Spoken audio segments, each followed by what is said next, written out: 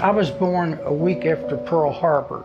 So as a little kid, I grew up hearing my mom and my aunt and others talking about my father and his brothers that were all in the Navy. And when we played, we didn't play cowboys and Indians, we played World War II.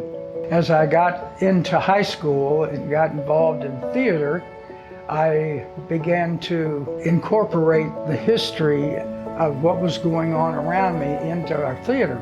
Wrote a few little plays, went to college in Kentucky at Kentucky Christian College. I had great history teachers there, and it furthered my interest. I wanted to be an actor. My mom and dad were fearful that I would ruin my life, but I did get started in radio there. And it, of course, came to Frankfort, Kentucky in '65, and the rest is sort of history. In fact, when I first came to Frankfort in 1965, one of the first places I went was to the old Capitol building on Broadway, where the Museum for the Kentucky Historical Society was located.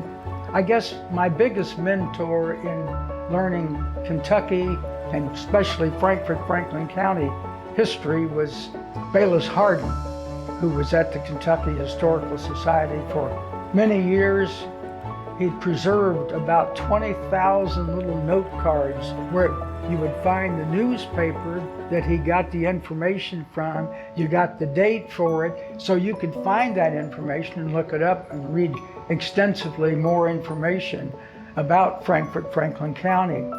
Because I was on the radio here in Frankfort for about 37 plus years, I would devote 5 minutes to history of Kentucky.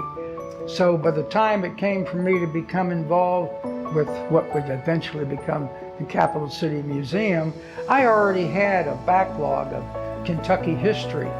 Through the years, I would talk to Nicky Hughes, who was curator and with the Military Museum, and he and I became quite good friends. When Nicky decided to become the curator of historic sites, he persuaded Steve Brooks to hire me as his assistant. And so I brought in all of my historical material that I had, and then as the museum got started 20 years ago this year, and I started a timeline. And right now we have 326 books that I took things out of that were relative to Frankfort, Franklin County, and put them into a 1,000-page plus document that you can electronically search. Once we got the museum going, we came up with this idea of gathering photographs of Frankfort, Franklin County and inviting the public to come in. We created the Frankfort Heritage Press.